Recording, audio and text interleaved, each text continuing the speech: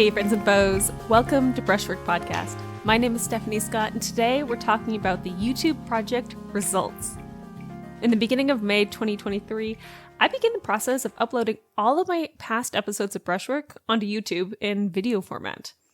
The hope being was that I would reach new listeners while also resharing past episodes to my current audience, which has steadily grown since I began the podcast approximately a year ago.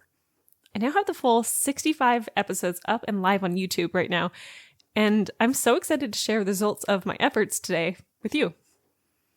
It's a rainy day here in Seattle, so you might hear some rain sounds pattering on the windows, or the birds because they are preparing for hibernation mode, and it's very cute. So if you hear chirping or pattering, that's what that is. Shall we get into it? First, I'm going to give you a recap of what the YouTube project was. I really wanted every episode of Brushwork to be taken from an audio-only medium and be turned into a video form. It was important to me to really consider what the B-roll for the podcast was going to be, what people would watch while also listening to it. When you turn something from an audio-only to a video mode, it's you have to consider what is the audience doing while listening to this. I asked my audience what they did while they listened to Brushwork, and most were telling me they worked on artwork, or they were driving, or they had it on while they were on a run or something like that. So I wanted the visuals, if they chose to listen to the podcast on YouTube, to be something that encouraged work and not really be distracting. The video that plays as my B-roll for the podcast is going to be shot from my studio, and was shot from my studio. It was either of me painting, some sunlight on my palette, or pulled directly from Twitch, which is where I live stream, if you didn't know. There would be an opening sequence in my videos that would be played during the music portion, and then the B-roll would be chosen to match the specific episode's topic. The B-roll was designed to be put on and then ignored while people listened. The exception to this being my interviews, which I usually have interviewees work up on the screen, or I'm giving examples about what's going on while we're talking. YouTube has a specific podcast category for you to select when uploading, which makes organizing and finding the podcast super easy for listeners. I think it's a better interface than Spotify or Apple. I did my best to include good SEOs in the description for the YouTube episodes. I sometimes changed the name of the podcast to be more clickbaity, and I made a simple thumbnail that was easy to change per episode. Something that when you saw that format of the thumbnail, you knew that was a new episode of Brushwork coming out. For episodes that were art book club related, I had a slightly different format, a new thumbnail, and I left episodes very minimally edited. Mostly I just fixed up the sound, but I didn't edit the content much. Most of Art Book Club is straight from my Twitch recordings. My overall view of the YouTube project is a huge success. When you look at the YouTube videos as podcast episodes, I have essentially doubled my audience for the podcast. And hey, if you're listening to this episode on YouTube, you should leave me a little high five emote because that's fun. So I call it a success, and as a podcast, it feels successful. However, if you look at the episodes as YouTube videos, they've done terribly. Most of my videos currently have sub 50 views, and that would be a huge failure if it wasn't a podcast. If I wasn't in my first, almost second year of making a podcast, and I was looking at those kind of numbers. Perspective matters here, and for myself, for the goal I set out, I have reached it. And I think it's important to note that when you're starting a project like this. When I was starting YouTube, I wasn't trying to become viral. I wasn't trying to make videos that were videos. I was trying to make podcast episodes. And that's really important to think about when you're starting such a thing. On the back end of my website, I was also seeing a lot of action because of my YouTube videos, which is my second success here. Every single episode that I've published as a video has got people visiting my website, usually within a few hours of posting. It's kind of remarkable. So I would post a back episode, let's say it was episode 36 or something. I would post that episode, and then people would come directly to my website and stick around on my website for a while. Sometimes they would even go to the shop and purchase something. Amazing. What this means is that people who did visit my channel and watched a video were really quality viewers, quality podcast listeners. These are people who wanted to see more and chose to leave the YouTube platform and visit my website, which is hard to do. It's hard to get people to do that, and I'm really thankful. These viewers also visited my online shop, and soon after coming from my website from YouTube. About 10% of people who visited my shop after coming from YouTube bought something, which is amazing. It's so great. So overall, the project has been a success.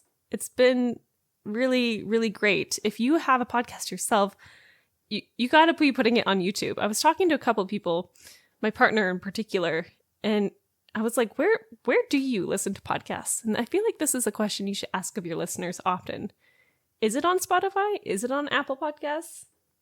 My partner said he listened to podcasts only on YouTube. And I was like, that's huge. Because when you upload to Spotify through your website or wherever you host your podcast, it doesn't automatically go to YouTube.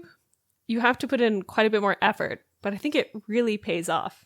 Now that the project's over, that getting the whole backlog of episodes up onto YouTube is done, I'm now going to be posting new podcast episodes just once a week on the platform, instead of doing the 3 or 4 times a week as I was trying to catch up.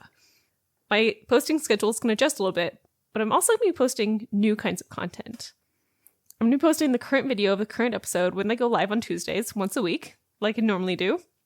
But I'll also be posting unedited recordings of my live painting sessions from Twitch a couple times a week. You might have already seen a couple of these now that I'm all caught up. Feels really great to be done with that. I'm also going to be posting several clips from Twitch, doing short Q&As, doing some speed paintings, doing some real-time recordings of my work. You're going to see different kinds of content, and I'm going to be experimenting. But I'd also like your opinions. I would like your help on what I should do next. I'm considering expanding on content for YouTube. I've compiled a list here to help me consider what would be interesting content, but I'd love your input. So if you hear something and you're like, that's a great idea, Stephanie should do that. Or if you're like, this is not on Stevie's list, but you should check this out. Will you tell me in the comments? Because I want to hear what you think. I want to make content that you like to listen to. Here is the possibility list. Number 1 is process videos. Doing some start to finish painting videos. I've kind of done this in the past as speed painting, but they took forever to edit. Just a really long time, and overall was not worth my time. However, with the recordings from my Twitch streams, this could go a lot faster. I could show you what it's like from start to finish doing a whole painting. Another one would be technique tutorials.